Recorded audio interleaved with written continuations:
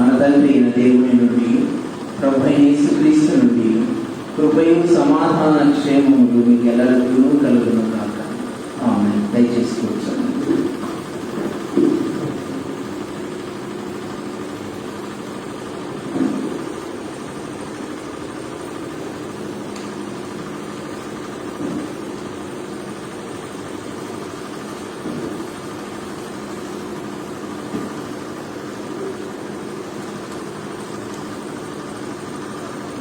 ప్రభునందు ప్రియమైన వారలారా, మీ అందరికీ శుభాలు, దైవాశీస్సులు.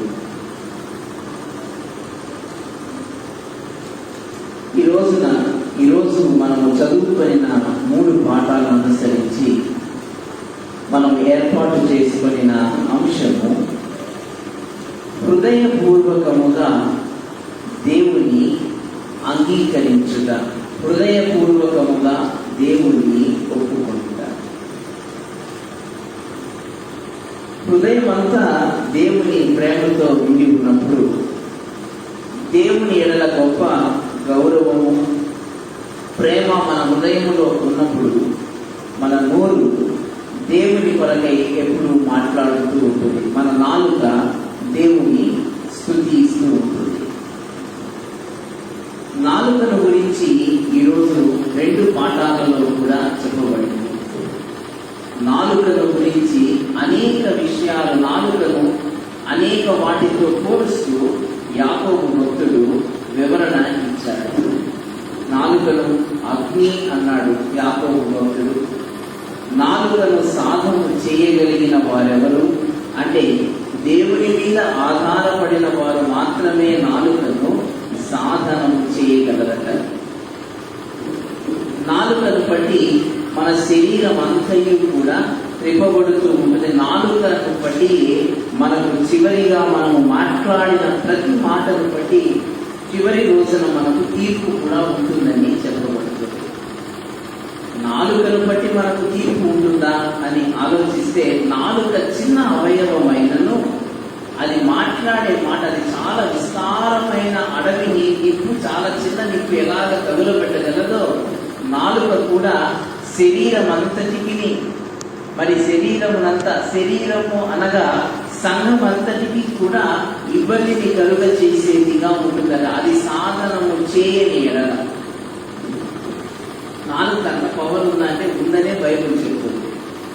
కానీ మన శరీరం అంతా కూడా దేవుని చిత్తానికి లోబడాలి అంటే మనము నోటితోనే దేవుని ఎదుట మన పాపాలను ఒప్పుకొని ఆయనకు లోబడాలి.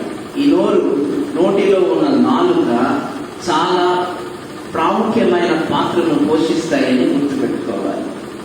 ఇక మీకు ఈజీగా అర్థం అవ్వాలంటే, మనము ఏదైనా జబ్బు చేసి డాక్టర్ గారి దగ్గరికి వెళ్ళినప్పుడు డాక్టర్ గారు వెంటనే అడుగుతారు కదండి. నాకు చిన్నప్పుడు గుర్తొస్తుంది, చిన్నపిల్లలను తీసుకెళ్ళగానే డాక్టర్ గారు కళ్ళు చూసి వెంటనే ఏం చూపించమంటారు?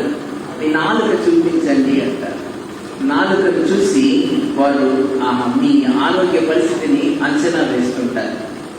ఇక్కడ యాకోబు భక్తుడు కూడా, ఈయన ఆధ్యాత్మిక వైద్యునిగా, ఆధ్యాత్మిక స్థితిని కూడా నాలుక ఎలా మన శారీరక స్థితిని వైద్యుడు చూసి కనుక్కుంటాడో, అలాగే నాలుక మీదే ఆధ్యాత్మిక స్థితి కూడా ఆధారపడి ఉంటుందని ఆధ్యాత్మిక వైద్యుడు యాకోబు మనకి ఈరోజు చెప్తూ ఉన్నాడు. నాలుకను సాధనము చేయగలిగిన వారెవరు అంటే, దేవుని మీద ఆధారపడిన వారు మాత్రమే నాలుకను సాధనము చేయగలరట. ఎంతో పెద్ద ఓడను చుక్కాని ఎలాగునా తిప్పగలదు కదండి. ఆ ఓడ నడుపు వాని ఉద్దేశము ప్రకారము ఆ చిన్న చుక్కాన్ని తిప్పినప్పుడు ఆ పెద్ద మహా ఓడ చక్కగా చెప్పబడిన మార్గంలో ఎలా నడిపించాలో ఆ మార్గంలో ముందుకు వెళుతుంది. అలాగే గుర్రమునకు నోటికి చిక్కము వేసి చక్కగా దానిని నడిపిస్తారు. కానీ మానవుడు నాలుకను సాధనము చేయలేకపోతున్నాడు అని చెప్పబడుతుంది. ఇంకా నాలుకను గురించి యాకోబు భక్తుడు చాలా విషయాలు ఇక్కడ చెప్తూ ఉన్నాడు. అసలు ఈ ఇక్కడ యాకోబు భక్తుడు నాలుకను గురించి, నోటిని గురించి ఎందుకు చెప్పారు అని మనము ఆలోచిస్తే, బోధకులుగా ఉండటానికి మీరు ప్రయత్నించకండి, ఎందుకంటే ఎక్కువ తీర్పు మనకు ఉంటుందని యాకోబు భక్తుడు చెప్పుకొచ్చాడు. యాకోబు ఈ గ్రంథాన్ని, ఈ పత్రికను రాసే సమయానికి ఆ రోజులలో సంఘములో బోధకుల యొక్క పాత్ర చాలా ప్రాముఖ్యంగా ఉండేదండి. బోధకుల యొక్క పాత్ర చాలా ప్రాముఖ్యము, కేంద్రంగా ఉంది. ఎందుకంటే యేసు యొక్క సత్య సువార్తను బోధకులే వారు మోసుకొని వెళ్ళి అనేకులకు ప్రకటించవలసి ఉంది. సంఘానికి ఎప్పుడు ప్రాముఖ్యమైన పాత్రను పోషించే వారు ఎవరంటే బోధకులు. యేసు సత్య సువార్తను ప్రకటించేవారు సంఘానికి, అంటే క్రీస్తు కేంద్రము, ప్రాముఖ్యమైన పాత్ర పోషించేవారు బోధకులై ఉంటారు, సువార్థికులై ఉంటారు. ఆ రోజుల్లో మొదటి శతాబ్దములో సంఘము విస్తరించబడుతూ ఉండగా, సంఘములో అనేకులు చేర్చబడుతూ ఉండగా, యేసు సత్య సువార్తను ప్రకటిస్తూ ఉండగా సంఘములో విమతవాదాలు ప్రారంభమయ్యాయట. ఏమనంటే, యేసుక్రీస్తు దైవ మానవుడని ఆయన ఒప్పుకుంటూ కూడా మానవత్వమే ఆయనలో ఎక్కువ ఉంది, దైవత్వం తక్కువ ఉందని చెప్పేవారు. కొంతమంది యేసుక్రీస్తు దేవుడే తప్ప ఆయన మనిషి కాదని అనేక ఆలోచనలు, వితండవాదములు సంఘంలో ప్రారంభింపబడి వారికి తోచిన విధంగా వారు బోధిస్తూ వెళ్ళిపోతూ ఉన్నారు. ఈ సమయంలో యాకోబుకి ఈ విషయాలు తెలిసాయి. సంఘములో విమతవాదములు ప్రారంభమయ్యాయి. తప్పు బోధనలు చేస్తున్నారు, ఇష్టం వచ్చినట్లు సువార్త ప్రకటిస్తున్నారు. దాని గురించి జాగ్రత్త, మీ నోటిని కాచుకోనండి. మీకు ఇష్టం వచ్చిన మాటలను మీరు మాట్లాడటం క్రైస్తవ్యము కాదు. పరిశుద్ధాత్మ సహాయముతో దేవుడు మీకు ఇచ్చిన జ్ఞానములో దేవుడు మీకు చెప్పిన మాటలనే మీరు బోధించాలి తప్ప ఇష్టం వచ్చినవన్నీ మీరు బోధించకూడదు. బైబిల్ని మీకు ఇష్టం వచ్చినట్టు వక్రీకరించకూడదు. అలాగున బోధకులు చేసిన ఎడల మరి ఎక్కువ తీర్పు బోధకులకు ఉన్నది అని మీరు గుర్తుపెట్టుకోండి. అందుకే బోధకులు కాకండి. ఆ రోజుల్లో బోధకులు ఇష్టము వచ్చినట్లు వారి జ్ఞానములో నుండి అనేక మాటలు చెప్తూ ఉన్నారు. యూదుల సాంప్రదాయ ప్రకారము బోధ చేసిన వారు రబ్బీ, రబ్బూని అని యేసయ్యను పిలిచారు కదండి. రబ్బీ అనగా చాలా ప్రాముఖ్యమైన పాత్ర పోషించేవాడు రబ్బీ అన్నమాట, బోధకుడు. రబ్బీ అని ఒకరు పిలువబడ్డారంటే అతనిని బట్టి ఆ కుటుంబం అంతటికి చాలా గౌరవం ఉండేది. మోషే ధర్మశాస్త్రాన్ని బోధిస్తూ మానవులను దేవునికి దగ్గరగా నడిపించే పాత్ర పోషించాలి ఈ రబ్బీలు. యేసయ్య సత్య సువార్తను ప్రకటించడానికి అనేక మంది కంకణం కట్టుకున్నారు, కానీ అపవాది వారి హృదయములో చోటు సంపాదించుకొని వారిని విమత బోధల వైపు నడిపించడం ప్రారంభించారు. ఈరోజు క్రైస్తవులను మనం కదిలితే ఒక్కొక్కరికి ఒక్కొక్క బైబిల్ ఉంది. 66 పుస్తకాలు కలిగిన బైబిల్ అందరి ఇళ్లలో ఉంది, కానీ హృదయంలో మాత్రము వాళ్ళు సొంతంగా రాసుకున్న బైబిల్ ఉంటుంది. వారికి ఏది ఇష్టమో అదే తీసి మాట్లాడుతూ ఉంటారు. వారికి ఏది అవసరమో దానినే విశ్లేషిస్తూ ఉంటారు. వారికి ఆశీర్వాదాలు కావాలన్నప్పుడు ఆశీర్వాదాలే చూస్తుంటారు. పాపము చేసిన ఎడల దేవుని ఉగ్రత మన మీదకి వస్తుందన్న మాటలు వారికి ఇష్టం ఉండదు. ఇక్కడ యాకోబు అదే చెప్తున్నాడు, మీకు ఇష్టం వచ్చినట్లు మీ సొంత వాక్యాలను మీరు చొప్పించకండి. దేవుని వాక్యము ఉన్నది ఉన్నట్లు మేము ఏమి వింటిమో, మేము కన్నులారా ఏది చూచితిమో, మా చేతులతో దేనిని తాకితిమో ఆ సత్య సువార్తనే మీకు ప్రకటిస్తున్నాము తప్ప మా సొంత విషయాలను మేమేమీ కూడా మీకు ప్రకటించటం లేదు. ఈ కడవరి రోజులలో కూడా మొదటి శతాబ్దములాగా విమత బోధలు ప్రారంభమయ్యాయి కదండి. అనేకమైన కొత్త కొత్త విధానాలు ప్రారంభమవుతూ ఉన్నాయి. మార్మన్ బైబిల్ ఎవరి దగ్గర ఉందా? నాకు తెలిసి అందరి ఇళ్లలో ఉండే ఉంటుంది కదండి మార్మన్ బైబిల్. ఇది కొత్త బైబిల్. యేసు ప్రభువు ఇచ్చిన బైబిల్ అయిపోయింది. యేసు ప్రభువే మరలా కొత్త బైబిల్ని నాకు ఇచ్చాడని మార్మన్ మళ్ళీ ఒక కొత్త బైబిల్ రచించాడు. దీనిని పట్టుకొని ఈ బైబిల్ని అనేక భాషలలోకి తర్జుమా చేసి వీధుల్లో తిరుగుతూ ఉంటారు వాళ్ళు. మనకు కనిపించినప్పుడు బ్రదర్ మీరు క్రైస్తవుల చాలా సంతోషమని క్రైస్తవులకే ఆ బైబిల్ నుంచి చదవమని ప్రోత్సహిస్తూ ఉంటారు. నేను కొంత చదివాను కానీ అంత చదవలేకపోయాను. అన్ని విమతవాదములు, అపవాది యొక్క తలంపులు అందులో మనకు కనిపిస్తాయి. నేనే క్రీస్తు అని చెప్పుకొని బయలుదేరిన వారు చాలా మంది ఉన్నారు. ఇలాంటి విమత బోధలు ఈ రోజులలో కూడా చాలా విపరీతంగా ఉన్నాయి. మీ విశ్వాస విషయంలో మీరు నోటితో యేసు నన్ను రక్షించును అని మీరు నోటితో ఒప్పుకున్నప్పుడే రక్షణ మీ హృదయంలోకి చొచ్చుకొని వెళ్ళి గొప్ప కార్యాలు మీ జీవితంలో జరిగించబడతాయి. మన నోటితో మనం ఒప్పుకోవాలి, యేసు రక్షకుడు, నన్ను రక్షించగలిగిన సమర్థుడు, ఆయనే నా కొరకు ప్రాణం ఇచ్చాడు, ఇంకా ఎవ్వరూ ఈ పాప బంధకమును నన్ను విడుదల చేయలేరు, నజరేయుడైన యేసు తప్ప అని నువ్వు అంగీకరించి ఉంటావు. నీ నోటితో నువ్వు ఒప్పుకోవాలి. ఒప్పుకున్నప్పుడు నీవు ఖచ్చితంగా గొప్ప వాటిని నీ జీవితంలో నువ్వు చూడగలవు. ఈరోజు నోటిని గురించి మాట్లాడుతూ చాలా విశ్లేషణ యాకోబు ఇస్తూ ఉన్నాడు. జాగ్రత్త, నీ నోటిని కాచుకొనుడి, నీ నోటిని జాగ్రత్తగా చూచుకొనుడి. దేవుని స్వరూపములో ఉన్న మనిషిని దేవుని స్తుతిస్తారు, అదే స్వరూపములో ఉన్న మనిషిని శపిస్తారు. అదే నోటితో దేవునికి స్తుతి కీర్తనలు పాడుతారు. జాగ్రత్త, మీ నోటి విషయమై మీరు లెక్క చెప్పవలసి ఉన్నది. సువార్త పాఠములో కూడా యేసయ్య హెచ్చరించారు, మీరు జాగ్రత్తగా ఉండాలి, మీ నోటిని కాచుకోవాలి. ఎవరైనాను మీ హృదయము నిండి ఉండిన దానిని బట్టి నోరు మాట్లాడుతుందంటుంది. మన నోరు ఏం మాట్లాడుతుంది చూసి మన హృదయం దేనితో నింపబడి ఉంది చెప్పచ్చు. చాలాసార్లు చాలా మందితో మాట్లాడేటప్పుడు వారు అంటుంటారు, డబ్బు చాలా ప్రాముఖ్యం.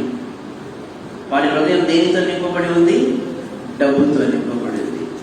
కొంతమందితో మాట్లాడేటప్పుడు చెప్తుంటారు, ఈ లోకంలో మనం జీవించాలంటే అన్నిటితో రాజీ పడి వెళ్ళిపోవాలి. వారి హృదయం దేనితో నింపబడి ఉంది? అపవాదితో రాజీ పడే ప్రక్రియతో నింపబడి ఉంది.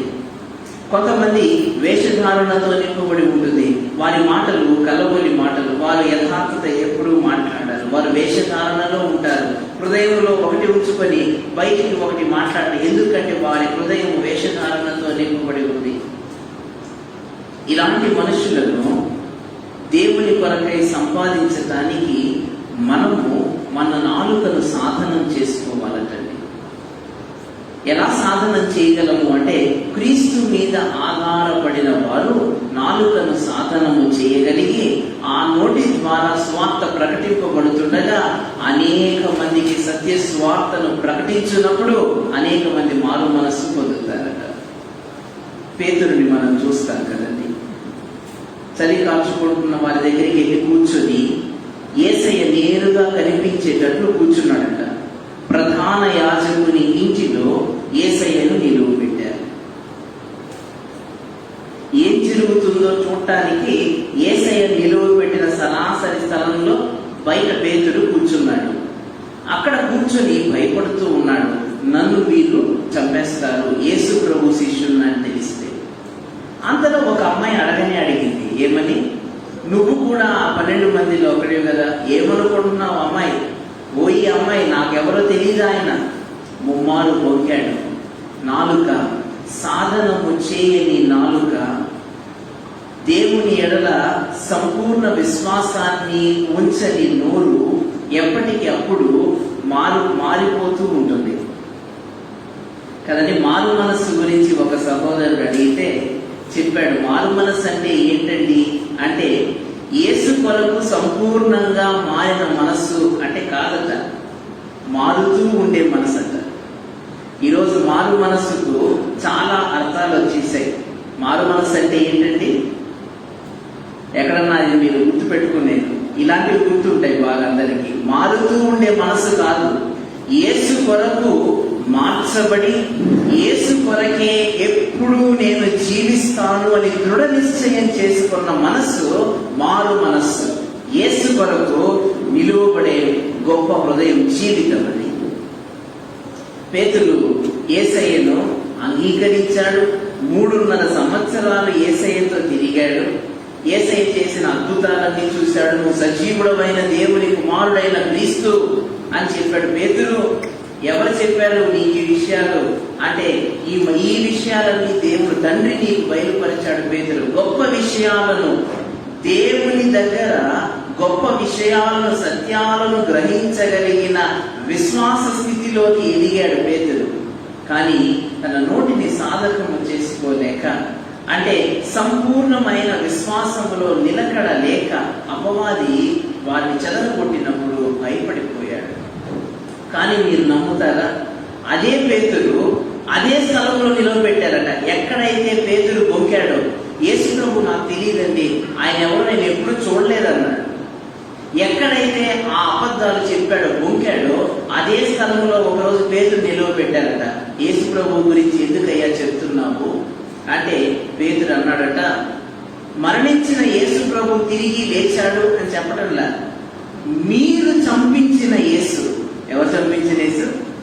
మీరు చంపించిన యేసు, మీరు పిలాతు యొక్క అబద్ధ సాక్ష్యములు చెప్పి మీరు మరణంలోకి అప్పగించిన యేసు ఆయన తిరిగి లేచాడు.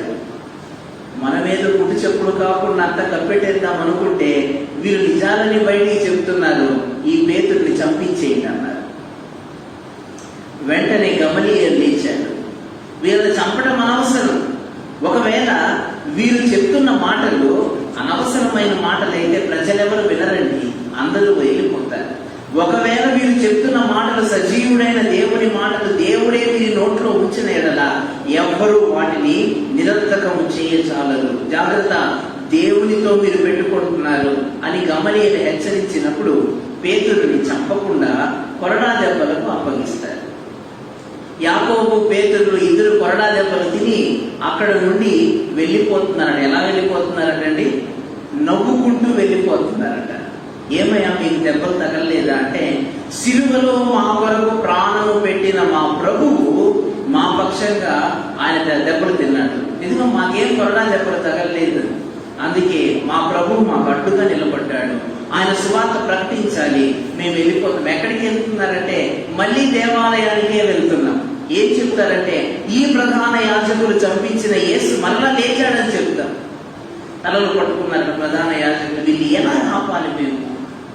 సాధకము చేయగలిగిన నాలుక, దేవుని కొరకు, దేవుని మీద సంపూర్ణంగా ఆధారపడిన జీవితము, హృదయం అంతా దేవుని ప్రేమతో నింపబడిన జీవితము అద్భుతమైన మాటలు పలకగలదు. లోకపు మాటలు పలికిన ఈ నాలుక క్రీస్తు మీద ఆధారపడినప్పుడు ఆయన ప్రేమను తప్ప ఇంకా ఏది ప్రకటించదు, ఆయన ప్రేమనే చెబుతూ ఉంటుంది. పేతురు ఎక్కడైతే బొంకిన పేతురు అదే స్థలంలో నిలువబడి చెప్పాడు. అక్కడి నుండి వెళ్ళి పేతురు ప్రకటించాడండి సువార్త. ఎంతమంది మారు మనసు పొందారట? ఒకే ప్రసంగం. ఎంతమంది అండి? 5,000 మంది బాప్తిస్మం పొందారట. హల్లెలూయా. యేసయ్య బోధించినప్పుడు ఇలాగున ఇన్ని వేల మంది బాప్తిస్మం పొందిన సంఘటన ఎక్కడన్నా కనిపిస్తుందా మనకు? పేతురు ఒకే ప్రసంగానికి 5,000 మంది బాప్తిస్మం, పేతురు ఒకే ప్రసంగానికి 4,000 మంది బాప్తిస్మం. పేతురు ఎంత గొప్పవాడిగా నిలవబడంటే యేసయ్య మీద సంపూర్ణంగా ఆధారపడాడు. పేతురు, నన్ను ప్రేమిస్తున్నావా? నీకు తెలుసు కదా ప్రభువా, ఎందుకు అన్నిసార్లు అడిగి నన్ను బాధ పెడతావు? నేను అక్కడ ప్రధాన యాజకుని ఇంటిలో నువ్వు తెలియదని నేను అబద్ధం చెప్పాను కదా, అందుకే మళ్ళీ మళ్ళీ అడుగుతున్నావా? నన్ను బాధపడ్డది నాయన. నువ్వంటే నాకు ఎంత ఇష్టమో నీకు తెలియదా? అయితే నా గొర్రెలను నేను తప్పకుండా ప్రభువా. నోటిని నాలుకను సాధనము చేసుకుని పేతురు తరువాత బయలుదేరాడండి. ప్రపంచాన్ని తలక్రిందులు చేయగలిగిన ఈ వ్యక్తి వచ్చేసాడని ప్రజలు భయపడిపోయారు పేతురుని చూసి. ఒక చిన్న అమ్మాయి నువ్వు కూడా యేసు శిష్యుడు కదా అడిగితే భయపడిపోయిన పేతురు ప్రపంచాన్ని యేసు మీద ఆధారపడిన తర్వాత భయపెట్టేశాడు. హల్లెలూయా. యేసు మీద ఆధారపడిన వారు, సంపూర్ణంగా యేసు మీద ఆధారపడిన వారు నాలుకను సాధనము చేసుకునేవారు. దేవుని బిడ్డలారా, ఈరోజు నీ నోటిలో ఏ మాట ఉంది? నీ హృదయము దేనితో నింపబడి ఉందో దాని వలనే నీ నోరు మాట్లాడుతుంది. డబ్బుతో నింపబడిందా?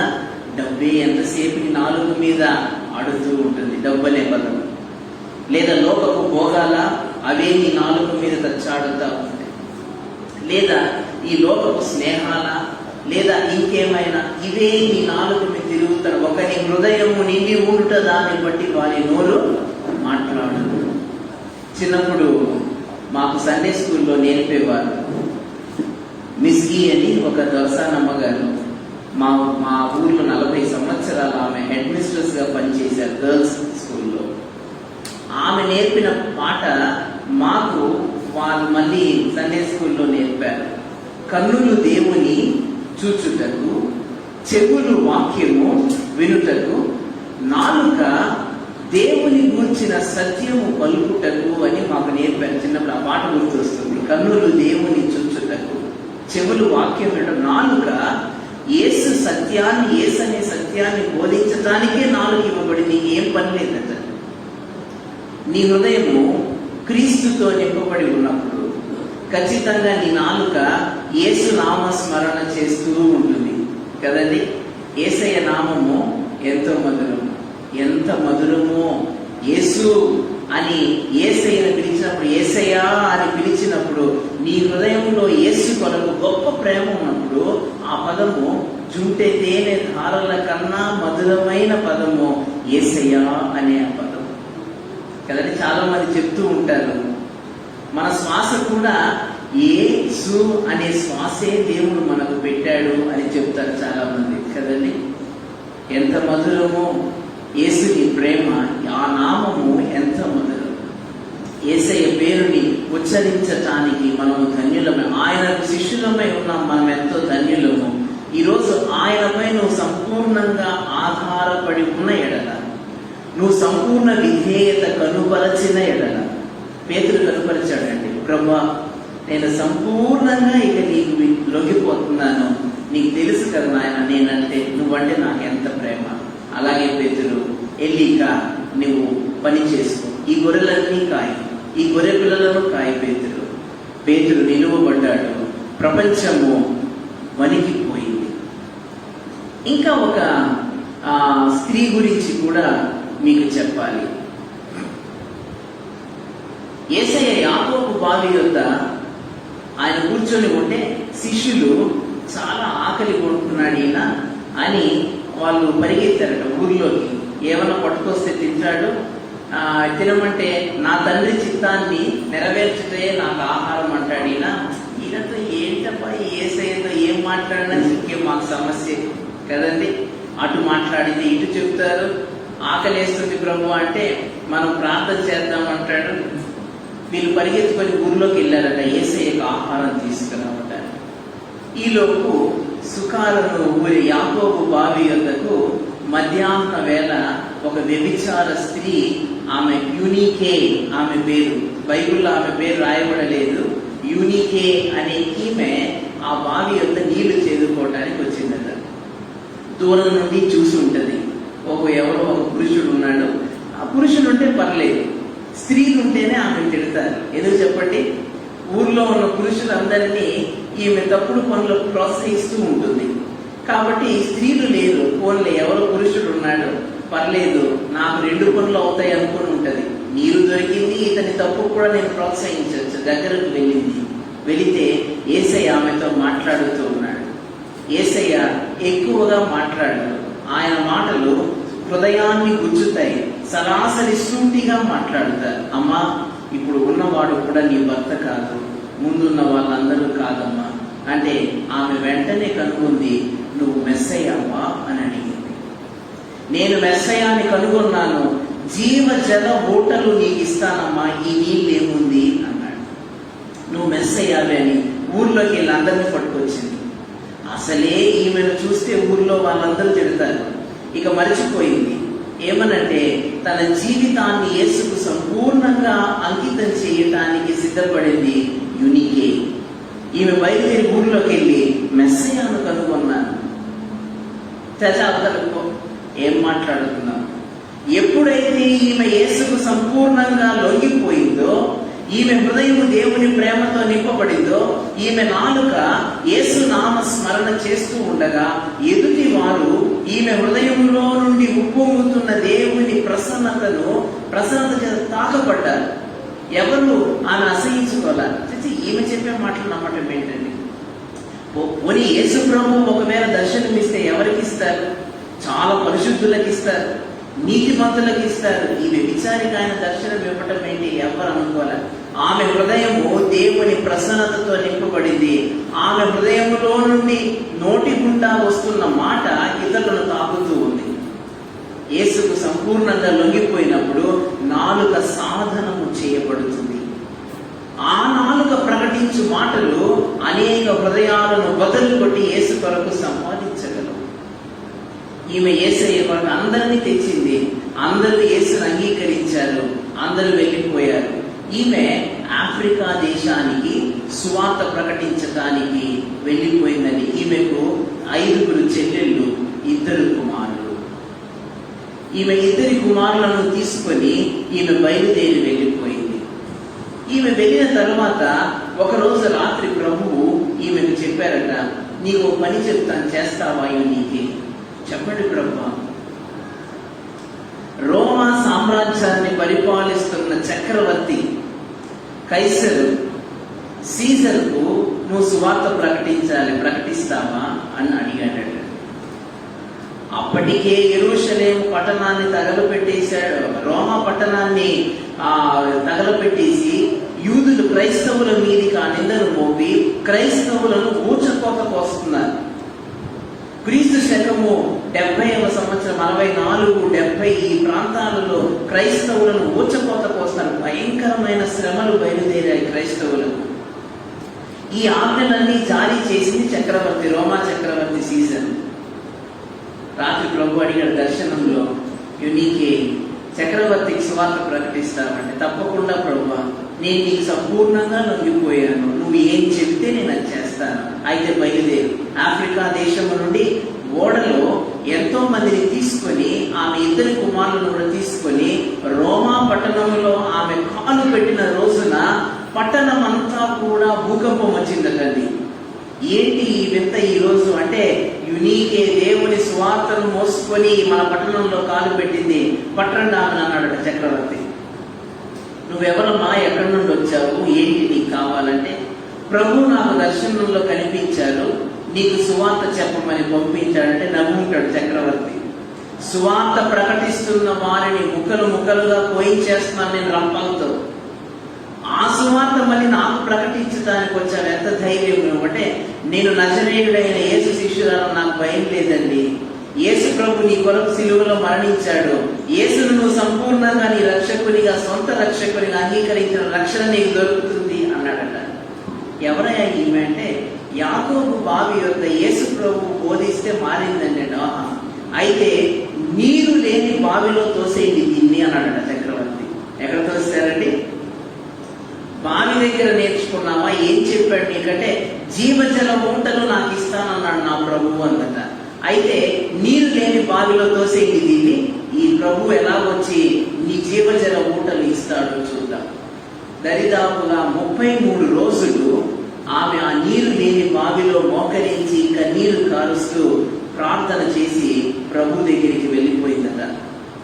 ఆమె చివరిగా చెప్పిన మాటలు, నా ప్రభు నా హృదయాన్ని ఆక్రమించాడు, నా హృదయంలో ఉన్న నా ప్రభువు ఏం చెప్పమంటే ఈ నోరు అదే పలుకుతుంది, నేను ఎవరికి భయపడను. చక్రవర్తి గారు, సీజర్ చక్రవర్తి, యేసు నమ్ముకోవయ్యా అని చెప్పిందట. అందరినీ ఊచకోత కోస్తున్న చక్రవర్తికి స్వార్థ ప్రకటించింది. ఎక్కడిది ధైర్యం? ఈమె నాలుక మీద ఏమి ఆడుతూ ఉంటాయి మాటలంటే, పురుషులను చెడు పనుల కోసం ప్రోత్సహించే ఆ శృంగార పదాలు ఈమె నోట్లో ఉండే ఒకప్పుడు. ఎంతసేపు పురుషులను ఆకట్టుకొని ఈమె వ్యభిచారము చేసే వృత్తి ఈమెది. ఇప్పుడు ఏం చెప్తుందంటే, యేసు నా హృదయాన్ని ఆక్రమించాడు, నా హృదయం దేవుని ప్రేమతో నిండి ఉప్పొంగుతుంది, ఆ ప్రేమ గురించి చెప్పడానికి వచ్చాను నీకు అన్నట. ఆమె ప్రభు దగ్గరికి వెళ్ళిపోయింది. దేవుని ప్రేమ చేత నింపబడిన జీవితాలు ప్రభువు కొరకే ఎప్పుడు ప్రయాసపడుతూ ఉంటాయి. యేసయ్య అన్నాడు, మీకు వీళ్ళు అన్ని చెప్పిన తర్వాత యేసయ్య చెప్పారట, మీరు మీ నోటిని కాచుకోండి, మీరు మాట్లాడే ప్రతి మాట వలన లెక్క చెప్పాలి. అంటే సరే, నజరేతు నుండి వచ్చావు, వడ్రంగి వాడు కదండి, యేసయ్య తండ్రి యోసేపు ఏం పని చేసేవాడండి? కార్పెంటర్ ఆయన. నువ్వు కార్పెంటర్ కొడుకువి, మాకు అన్నీ తెలుసు, కానీ నువ్వేమో నేనే మెస్సయ్య అని అంటున్నావు. సరే, ఇప్పుడు నువ్వు ఒక సూచక క్రియ చేస్తే నువ్వే మెస్సయ్య అని నేను నమ్ముతానంటే యేసయ్యకు విపరీతంగా కోపం వచ్చిందండి. ఏమన్నాడు తెలుసా?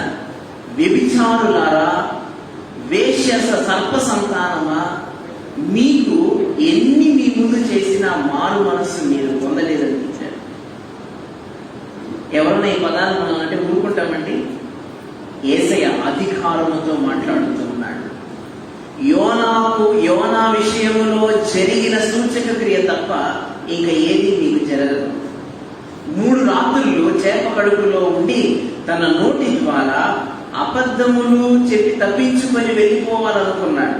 కానీ నేను అతనిని చేప కడుపులో ఉంచి అతనికి మారు మనసునిచ్చినప్పుడు అతను తన నోటి ద్వారా క్షమాపణ అడిగి మరలా పని కొరకు వెళ్ళాడు నినివేకి. అలాగే నేను కూడా భూగర్భములో 3 రోజులు ఉంటాను, మరలా నేను లేస్తాను. ఇదే సూచన క్రియ తప్ప మీకు ఇక వేరే సూచన క్రియలని ఇవ్వబడవయ్యా. యోనాకు జరిగిన ఆ సంఘటన మరలా రిపీట్ అవుతుంది. ఇప్పుడు దేవుని కుమారుడైన నేను 3 రోజులు చంపబడి భూగర్భములో ఉంటాను. 3 రోజులు యోనా చేప గర్భములో ఎలాగ ఉన్నాడో నేను ఇక్కడ 3 రోజులు ఉంటాను, ఉండి మరలా నేను లేస్తాను. ఇదే సూచన క్రియ తప్ప నీకు ఇంక ఏమీ చూపించబడదు. ఇది చూసి నమ్మిన వారు ధన్యులు. మీరు నమ్ముతారా? ఆ రోజున నినివే పట్టణస్థులు మారు మనసు పొందారు. దేవుడు అంటే తెలియదు నినివే వారికి. ఎంత జనాభా ఉందనంటే నినివే పట్టణంలో, భారతదేశంలో ఎంత జనాభా ఉందో మాకు తెలియదు. ఎప్పుడో నినివేలో ఈ జనాభా మాకెందుకు కదండి? భారతదేశం జనాభా ఎంత తెలుసా? ప్రభుత్వాలు కూడా తెలియదులేండి, ఎందుకంటే ఎప్పటికప్పుడు పుడతానే ఉంటారు కదా, ఎప్పటికప్పుడు లెక్కలు మారుతూ ఉంటాయి. పోన్లేండి, మిమ్మల్ని ఎలాగో అలా కవర్ చేయటం కావాలి. నినివేలో 120,000 జనాభా ఉన్నారట. అంటే 120,000 మంది. మహాపట్టణము, ఎంతో సంపద, పశు సంపద కలిగిన ఆ మహాపట్టణమును దేవుడు తన ఉగ్రతను రాజేయాలనుకున్నారు. యోనా ఏను నాయన వెళ్ళి చెప్పంటే, అలాగే ప్రభు చెప్తానని వేరే ఓడ ఎక్కాడు. దేవుడు ఒప్పుకోలేదు, మళ్ళీ నినివేకి పంపాడు. నినివేలో యోనా వెళ్ళి సువార్త ప్రకటించగా అందరూ గోనెపట్ట, రాజుగారితో సహా గోనెపట్ట కట్టుకొని బూడిదలో కూర్చొని పశ్చాత్తాపడ్డాడు. దేవుడు వారి మొర విన్నాడు. వారి హృదయాలు దేవుని ప్రసన్నతతో నింపబడ్డాయి. వారు సంపూర్ణంగా తమ పాపాలన్నీ ఒప్పుకున్నారు. తమ నాలుకతో దేవుడు తమ నాలుకను సాధనము చేసుకున్నారు. యాకోబు అంటాడు, సాధనము చేయగలిగిన మనుషుడు ఎవరు అంటే చెయ్యలేరు అని అర్థం కాదు. యేసు మీద ఆధారపడిన వారు తప్ప ఇంకెవరూ చెయ్యలేరు అని అర్థం. యేసుకు లొంగిపోయారు వీరు. యోనా పైన కూర్చొని చూస్తున్నాడట, ఎలా దేవుడు ఈ పట్టణాన్ని నాశనం చేస్తాడో నేను చూడాలి. ఆ రోజుల వలె అగ్ని గంధకాలు వచ్చి పడిపోతాయా, లేదా ఒక్కసారిగా ఇది మాయమైపోతుందా ఈ పట్టణం, లేదా ఇదంతా కూడా సమూల నాశనం ఎలా జరుగుతుంది? దేవుడు యోనాకు బుద్ధి చెప్పాడు. మారు మనస్సు పొంది పశ్చాత్తాపడిన వారిని నేను హక్కున చేర్చుకుంటాను. యోనా, నీది కాని ఈ చెట్టు ఎండిపోగానే, ఎండ తగలగానే ఇంత బాధపడుతున్నావే, నేను నా చేతులతో సృష్టించిన నా బిడ్డలను నేను ఎలాగ నాశనం చేయగలను? నినివే వారు దేవుడు అంటే తెలియదు, యోనా ప్రవక్త గురించి తెలియదు, యెహోవాను వారు ఆరాధించరు. యోనా వెళ్ళి చెప్పగానే మారు మనసు పొందారు.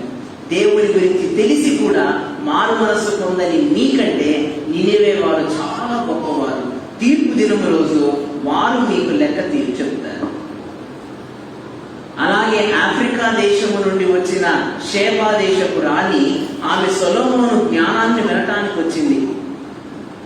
ఆమె సొలొమోను జ్ఞానాన్ని వినటానికి వచ్చి సొలొమోను ఆరాధిస్తున్న దేవుడు గొప్ప దేవుడని ఆయన అంగీకరించింది సంపూర్ణంగా.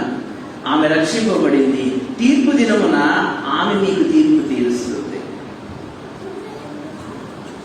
దేవుని నమ్మి తప్పిపోయే వారమైతే జాగ్రత్త.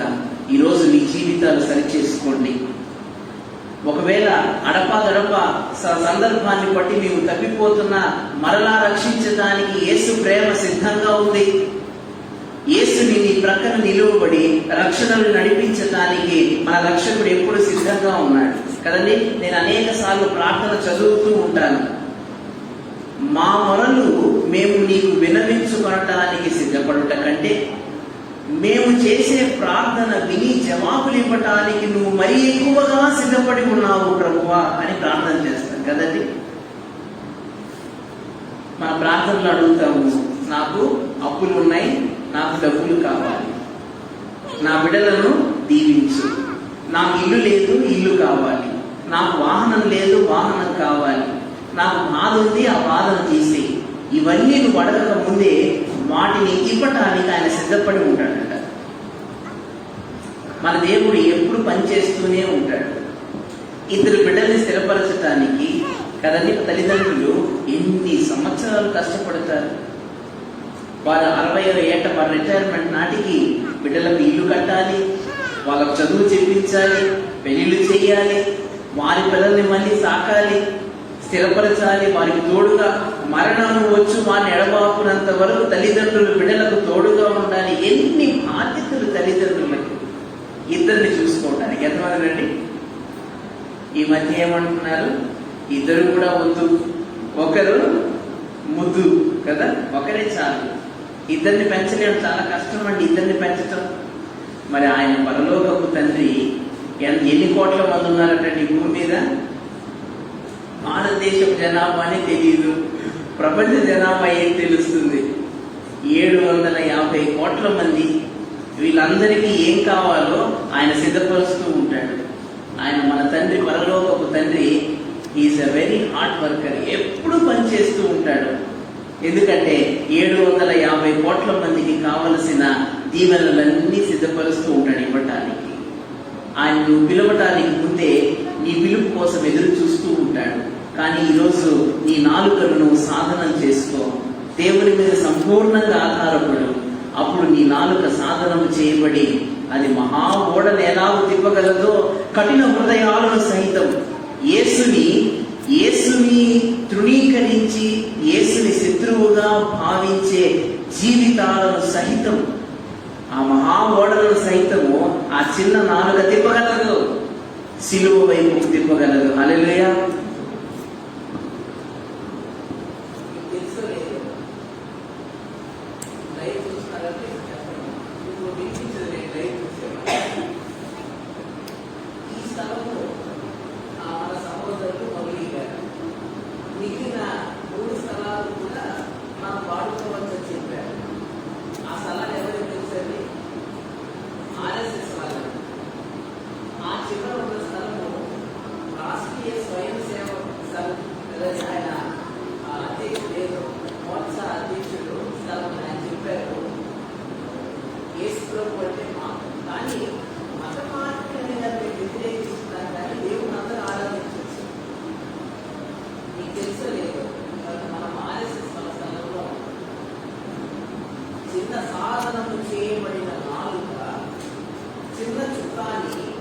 ఓడలను సహితము మహా ఓడలను తిప్పగలిగినట్లు కఠిన హృదయాలను సహితము సాధనము చేయబడిన నాలుక తిప్పగలదు. నమ్మిన వారు చెప్పండి గట్టి హల్లెలూయా. దేవుని కార్యాలు గొప్పవి, దేవుని కార్యాలు గొప్పవి. నాలుకను సాధనం చేసుకో. అప్పుడు నీ నాలుక, పేతురు నాలుకను సాధనం చేసుకున్నాడు, వెళ్ళి ప్రసంగం చేశాడు. ఎన్ని వేల మంది మారారండి? 5,000 మంది, 4,000 వేల మంది మారిపోతూ ఉన్నారు. పేతురు దారిలో వెళ్తుంటే రోగులందరినీ తెచ్చి ప్రక్కన పడుకోబెడుతున్నారట. చెప్పగలరా ఎందుకో? పేతురు నీడ తగిలితే వారికి స్వస్థత కలుగుతుందట. పూర్వమేమో అబద్ధాలు చెప్పాడు, పారిపోయాడు. ఇప్పుడు దేవుడి మీద సంపూర్ణంగా నాలుకను సాధనము చేసుకొనిన బ్రతుకులు, సాధనము చేయబడిన నాలుక ప్రకటించు సత్య సువార్త అనేక హృదయాలను చీల్చుకొని లోపలికి వెళ్ళి లోక మాలిన్యాన్నంతా కడిగేసి వారి హృదయాన్ని దేవుని ప్రేమతో నింపుతుంది. ఈరోజు నీవు దేవునికి సంపూర్ణంగా లొంగిపో, నీ జీవితాన్ని యేసుకు అంకితం. అప్పుడు నీ హృదయము దేవుని ప్రేమతో నింపబడి నీ నాలుక సాధనము చేయబడి నువ్వు అనేకులకు దీవెనకరము. నీ నోటి నుండి వచ్చే ప్రతి మాట దీవెనకరమైనది. నీ నోటి నుండి వచ్చే ప్రతి మాట ఇతరుల హృదయాలను జీవింపచేసే అటు గొప్ప కృప పరిశుద్ధాత్ముడు మీకు దయచేయును గాక. ఆమేన్. సమస్త జ్ఞానమునకు మించిన దేవుని సమాధానము యేసుక్రీస్తు వలన మీ హృదయములకు మీ తల